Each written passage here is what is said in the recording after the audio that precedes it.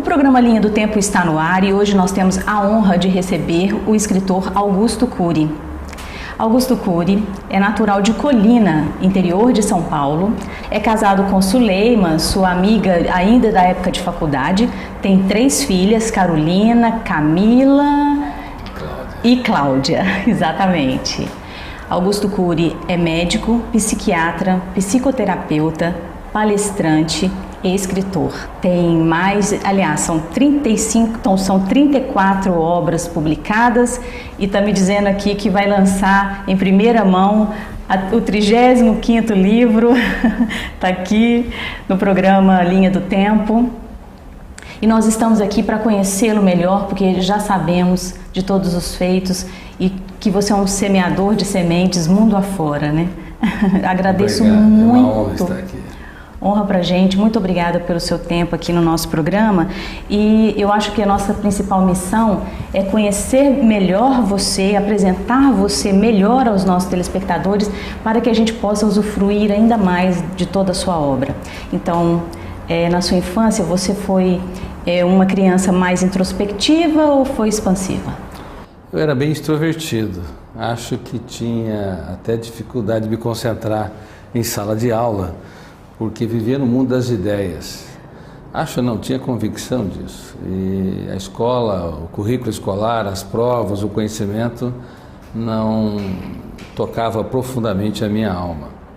Até que eu descobri que se eu quisesse mudar meu status quo, eu teria que ter um caso de amor com os estudos, um caso de amor com a escola, com o ensinamento e também com o meu futuro. E descobri que sonhos e disciplina deve fazer parte da fórmula de uma pessoa que vence em qualquer área da vida. Porque sonhos não são desejos, sonhos são projetos de vida. Desejos são intenções superficiais que não resistem ao calor dos problemas na segunda-feira.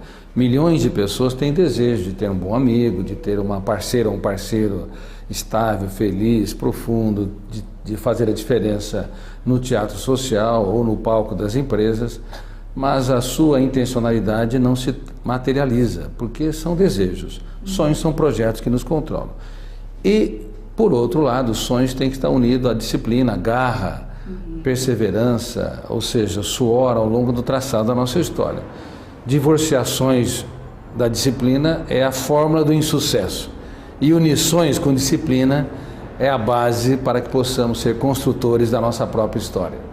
Então aí eu li em algum lugar que você não era exatamente um bom aluno e essa percepção fez com que você ficasse mais focado nos estudos. Exatamente. Eu até brinco que eu era a segunda nota da classe no ensino médio, de baixo para cima.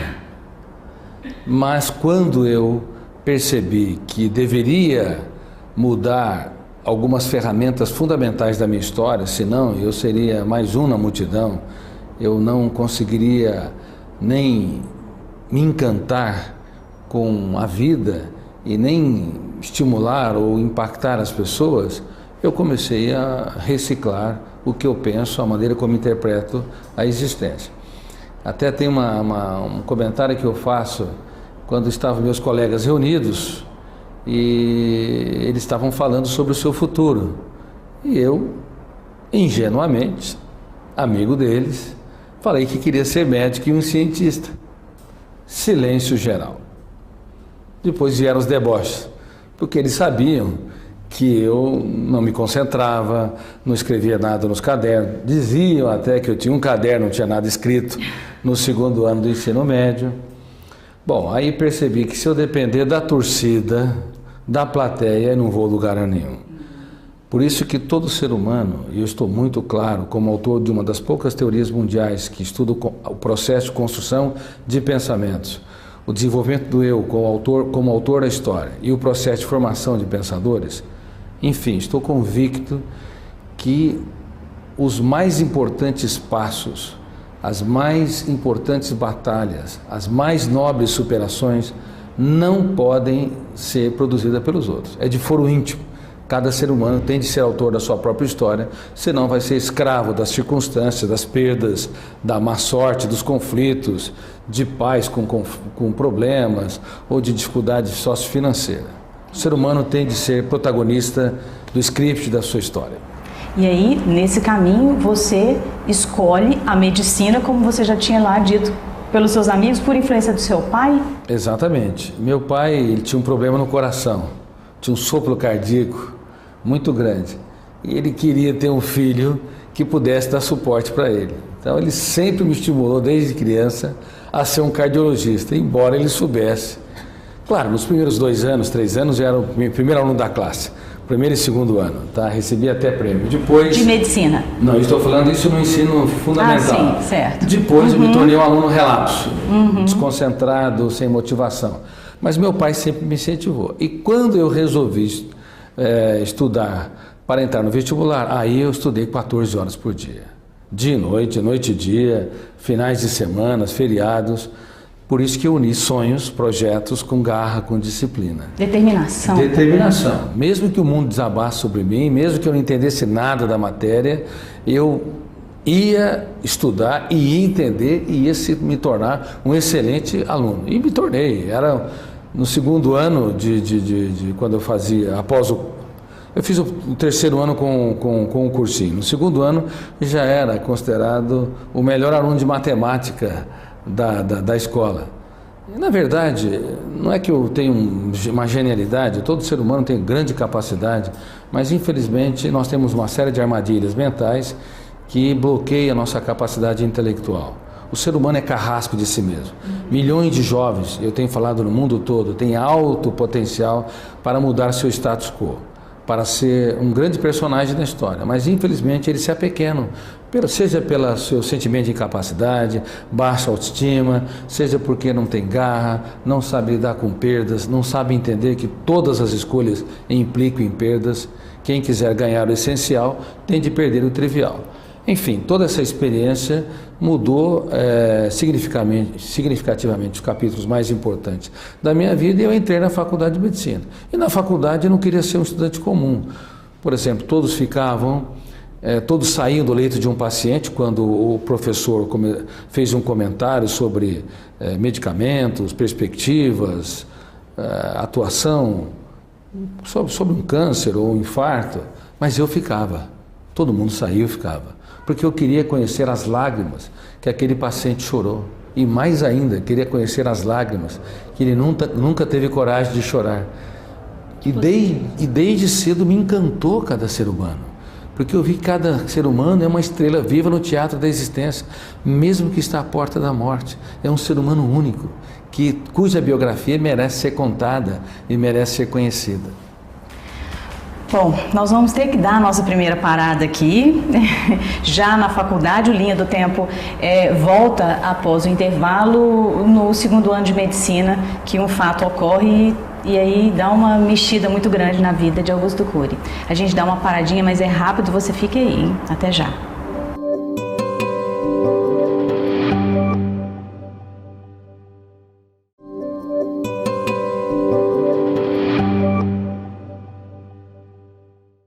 E o programa Linha do Tempo está de volta hoje. O nosso convidado é Augusto Cury, escritor, psiquiatra, um fenômeno em vendas de livros no Brasil e mundo afora. Está com as suas obras publicadas em mais de 60 países e é um médico, né? A nossa Linha do Tempo agora chega aproximadamente em 1980, quando Augusto Cury está no segundo ano de medicina e você tem uma depressão e algo lhe causa uma tristeza profunda. O que aconteceu? Então, 2 anos depois que entrei na faculdade de medicina, eu passei por uma crise emocional e essa crise emocional ela foi caracterizada por uma perda de sentido existencial, pensamentos numa frequência e intensidade muito grande, pensamentos perturbadores e me gerava uma contração da alegria e da satisfação humana e até, num certo sentido, um certo isolamento social. Mas a dor não é ruim. A dor pode ser a maior mestra que um ser humano pode ter. Ela pode nos construir ou nos destruir. Normalmente ela nos destrói, porque é um fenômeno inconsciente chamado RAM, Registro Automático da Memória, que é da minha área de pesquisa. Nos computadores você e eu somos deuses. Registramos o que queremos quando queremos. No córtex cerebral isso é impossível. Tudo que você mais detesta será registrado de maneira privilegiada. Se você detesta alguém, tenha certeza, ele vai dormir com você e perturbar o seu sono. Portanto, o evitamento, a negação, a exclusão, raiva, ódio, todas essas técnicas que todos os seres humanos usaram ao longo da vida, só faz com que o desafeto, entre aspas, o inimigo, a pessoa que nos machucou, vai ocupar o centro da nossa psique. E eu descobri então que o fenômeno RAM está na base da construção de janelas killer ou janelas traumáticas. A dor mal trabalhada faz com que nós venhamos a desertificar nossa alegria, criatividade e espontaneidade. Quando ela estava me asfixiando, eu resolvi mudar a linha de defesa. Eu não vou mais me recuar, me tornar vítima das minhas mazelas. Eu comecei a escrever tudo o que eu sentia, cada pensamento perturbador, cada ideia angustiante, cada sofrimento por antecipação e até mesmo detalhando as dimensões do meu conflito. Tudo isso se tornou um bálsamo existencial. Foi o início da minha descoberta que eu podia e devia fazer a mais importante viagem que um ser humano deve empreender. Uma viagem que poucos arriscam a fazer, uma viagem para dentro de nós mesmos. E, consequentemente, escrevendo os detalhes de toda a minha experiência angustiante, me estimulou a penetrar em camadas mais profundas também dos meus pacientes. Por isso que todos saíam do leito e eu ficava. Eu achava extremamente rico sair da superfície, do nome, do número de identidade, da idade, da raça e penetrar, como eu disse, nos meandros da psique desses pacientes. Foi um iluminar, na verdade foi um insight enorme. A partir daí eu comecei a produzir conhecimento sobre como se constrói o conhecimento, como se constrói os pensamentos, sejam lúcidos ou estúpidos, como se constrói as angústias e também como se financia os prazeres. Foi também nessa época, Augusto Cury, que você era um ateu convicto. Foi também nessa época que você despertou para a questão não da religiosidade, mas um amor, uma busca por principalmente Jesus. Você tem uma série de livros que tratam desse assunto. Você foi a fundo, né? Como tudo, você parece que vai bem a fundo também nessa questão da presença de Jesus aqui na Terra e de todos os ensinamentos que ele deixou. Bom, eu fui um duplo ateu. Talvez nunca ninguém foi duas vezes ateu. Eu fui duplamente ateu. Na juventude e depois, quando me tornei um cientista, pesquisando sobre essa que pode ser considerada a última fronteira da ciência, o mundo que nos torna sapiens, ou seja, o processo de construção de pensamento, como nós entramos na memória em milésimos de segundos, sem autorização do eu, e resgatamos verbos e conjugamos tempo espacialmente e formamos a cadeia de pensamento, uma cadeia de ideias. Por pesquisar essa área ao longo dos anos, já com 10, 15 anos, 20 anos de pesquisa, eu me tornei um ateu científico. Diferente de Nietzsche, que escreveu sobre a morte de Deus, mas era um antirreligioso. Nietzsche cria em Deus. Marx diz que a busca por Deus é o ópio que entorpece a humanidade. Ele tinha conflitos, na verdade, com a religião da época. E Diderot também era um ateu, Jean-Paul Sartre, Sigmund Freud. Sim. Eu, como pesquiso sobre o processo de construção de pensamentos, fui muito mais longe do que qualquer um deles, penso eu. E não me orgulho disso, mas era alguém extremamente cético. Para mim, a busca por Deus era fruto de um cérebro apaixonado pela vida que rejeitava o seu caos na solidão de um túmulo. Nem vou explicar direito, porque é um assunto um pouco difícil, mas era a tônica do meu ateísmo. E como minha teoria contempla não apenas a construção de pensamentos em frações de segundos, mas também o processo de formação de pensadores ao longo de anos, eu fui até as grandes mentes, como Freud, Jung, Piaget, Einstein, como eles romperam o cárcere da rotina e produziram novas ideias. Por que eles deixaram o lugar comum? Por que eles deixaram de apertar parafuso, metaforicamente, e falar, eu posso construir esse aparelho, eu posso melhorá-lo? Ou seja, centenas de milhões de pessoas vivem circunscritas na síndrome do circuito fechado da memória, que eu tive o privilégio de descobrir. Ou seja, nós percorremos um curral da memória, um pequeno bairro da memória, sendo que a cidade da memória é milhares de vezes mais complexa que Nova York, por exemplo, que São Paulo. Mas somos restritos. Enfim, analisando a construção de pensamentos, eu pude estudar como os grandes pensadores produziram brilhantes ideias. E fui até este homem chamado Jesus. Queria saber se ele era fruto do imaginário de um grupo de galileus que queria romper os ditames ou a mão de ferro produzida por Tibério César, ou se ele era real. Então não foi através da religião que me levou a revisar a minha história. A ciência me levou a revisar o meu ateísmo cético e contundente. Quando eu estudei a personalidade de Jesus sob o ângulo da sociologia, psicologia, psicopedagogia, eu fiquei perplexo e percebi que ele não cabe no imaginário humano. Por exemplo, Freud, uma mente brilhante que eu admiro, eu dou aula no mestrado e doutorado em psicanálise, ele excluiu alguns amigos que pensavam contrariamente às suas ideias, como Jung. Ou seja, deixaram de ter a chance de ser tocado por uma outra realidade que podia enriquecer muito mais os seus conhecimentos. Claro, né? Porque a verdade é um fim inatingível, porque o pensamento consciente é virtual. Tudo que nós pensamos sobre o outro não é a realidade do outro, tudo que eu penso sobre mim não é a minha realidade, mas eu posso me aproximar da realidade quando eu questiono, uso a arte da dúvida, eu me esvazio para que eu possa interpretar de maneira mais contundente, mais inteligente, senão eu apequeno o outro, e também me apequeno. Há milhões de pessoas que se apequenam com a timidez, no mundo todo. Aliás, 70% ou 80% das pessoas nas sociedades modernas têm reações de timidez e insegurança, elas se contraem, porque usam o pensamento virtual com uma propriedade que não tem. Bom, ou seja, como verdade absoluta. Mas o que eu quero dizer, quando estudei a personalidade de Jesus, eu fiquei perplexo. Por exemplo, no último jantar, aquele homem poderia excluir seus discípulos, porque todos eles lhe davam dores de cabeça. E tinha necessidade neurótica de poder, de estar sempre certo, a necessidade de controlar os outros e também a necessidade neurótica tão comum na atualidade, que é de evidência social, ser o centro das atenções. Mas no último jantar, para espanto das ciências humanas, ele, ao invés de excluir, de criticar, inclusive o seu traidor, ele pegou uma toalha e uma porção de água e metaforicamente lavou os pés daqueles galileus. Ele quis dizer: se vocês querem ser grandes, tem de se fazer pequeno para tornar os pequenos grandes. E eu falo isso nesse livro.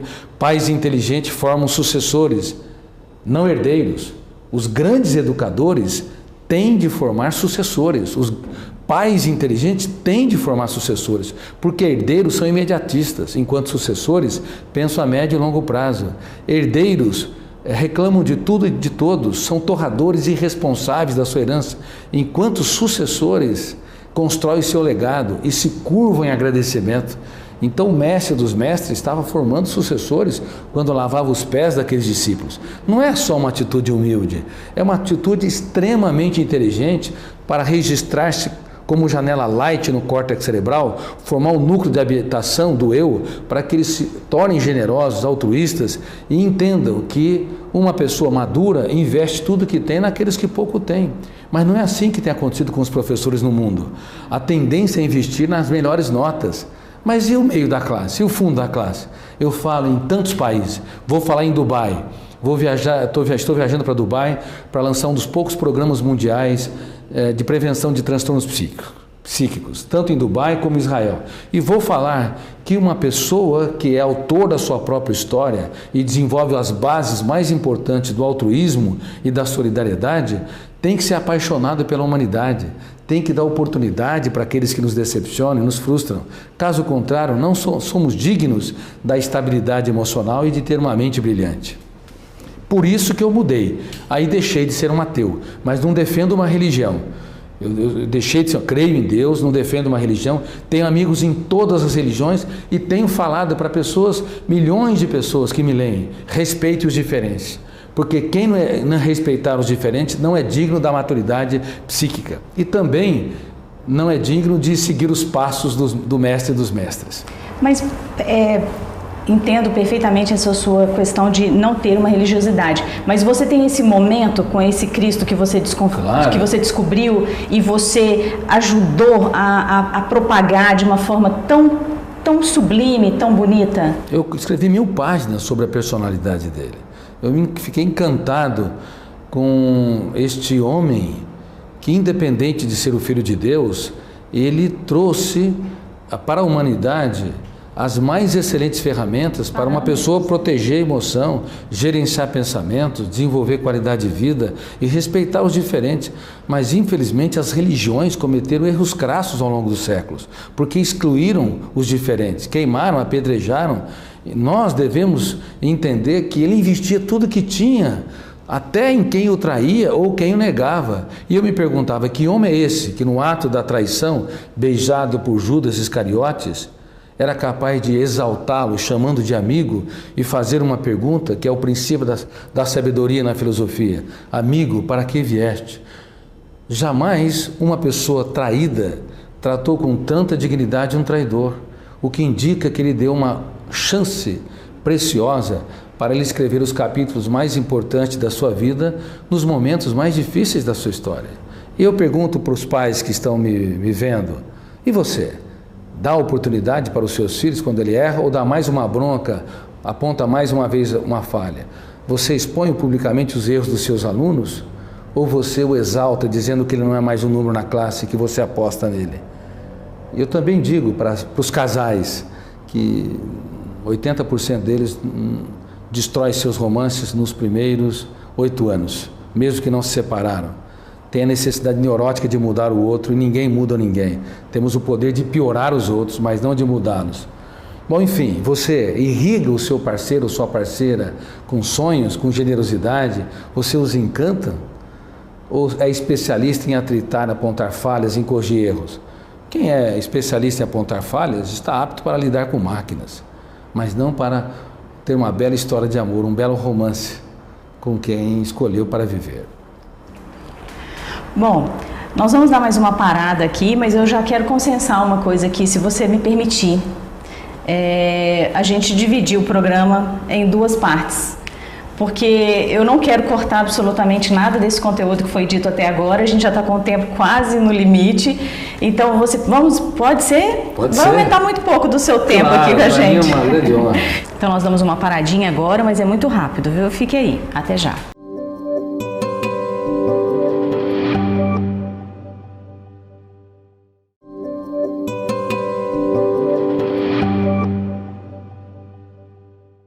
E o Linha do Tempo está de volta com Augusto Cury, e no bloco anterior você falava da questão dessa descoberta de Jesus, e isso científica, e dessa proximidade que você criou, mas o Linha do Tempo aqui gostaria de voltar um pouquinho naquele 2º ano de faculdade, quando você teve aquela tristeza profunda. Essa tristeza fez você descobrir muitas coisas que levou você ao estudo, à pesquisa. A teoria da inteligência multifocal, O que é o resultado de onde você está hoje? Explica melhor também essa questão científica que você traz para o seu trabalho. À medida que eu passei pela dor e comecei a escrever os detalhes dos meus pensamentos perturbadores e da minha emoção angustiante, foi um processo que me conduziu a desenvolver uma nova teoria, o início de uma nova teoria, chamada teoria da inteligência multifocal, que hoje é utilizado na grade curricular de vários mestrados e doutorados, internacionais, inclusive. E eu escrevi cerca de 25 anos ininterruptamente. Teve uns períodos de anos onde eu tive que trabalhar em São Paulo, foi mais observação, menos escrita, mas foram 25 anos, mais de 3.000 páginas. E se tornou, com muita humildade, uma das teorias mundiais da atualidade que estuda o processo de construção do eu como autor da história, os papéis consciente e inconsciente da memória, a educação da emoção e, como eu disse, também o processo de construção de pensamentos e formação de pensadores. Olha, veja bem, não é fácil produzir teorias no Brasil. E uma teoria não dá para se encaixar numa tese de mestrado ou doutorado. Ela é fonte de múltiplas teses. E ela não é verdadeira em si, ela vai ter que ser verificada, aplicada, como está ocorrendo já em muitas pesquisas. O que ocorreu é que de lá para cá eu comecei a publiquei meu primeiro livro, chamado Inteligência Multifocal, com muitas dificuldades, e depois foram outros livros em sequência. Eu tenho escrito livros de ficção e não ficção.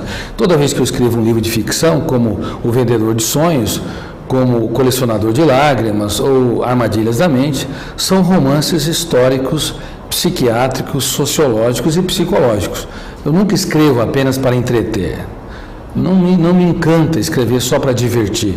Eu quero estimular os meus leitores a pensarem, a desenvolverem consciência crítica para que eles possam mudar o traçado da história, pelo menos da sua história, para contribuir, para que eles sejam autores do script da sua vida. Esse era o seu objetivo com o seu primeiro livro? Sempre foi. Eu nunca escrevi apenas para que as pessoas me leiam. Não escrevi para fazer sucesso. Eu não esperava que fosse dezenas de milhões de leitores. Eu escrevi para contribuir com a humanidade. Até porque uma das regras de ouro da psicologia é que uma pessoa só é verdadeiramente estável, emocionalmente tranquila e feliz se investe no bem-estar dos outros. Porque o egoísmo, o egocentrismo e o individualismo são dignos de pena, não devemos criticá-los, devemos ter compaixão, porque não é possível ter qualidade de vida com essas características de personalidade. E a paixão pela humanidade sempre me tocou. A minha pátria é a terra e a minha nacionalidade se chama humanidade. Eu acho que se as pessoas aprendessem, como eu vou falar no Oriente Médio agora, como já lancei o programa Free Mind nos Estados Unidos, se elas aprendessem a ter um caso de amor com a sua qualidade de vida e com a humanidade, nós teríamos uma sociedade mais generosa, altruísta, e as prisões poderiam virar museus e não ser depósito de criminosos. Como eu expliquei no bloco anterior, nós aqui, nessa conversa, nós resolvemos fazer essa edição do Linha do Tempo em 2 programas, porque o conteúdo é muito rico e eu sei que você aí que está em casa nos assistindo, você quer ouvir mais, entender mais, conhecer mais Augusto Cury. Então, eu agradeço nesta edição, nós encerramos este programa com o lançamento do primeiro livro, Inteligência Multifocal, e a gente volta na semana que vem. Por enquanto, muito obrigada, viu? Muito obrigado, eu que agradeço. Até semana que vem.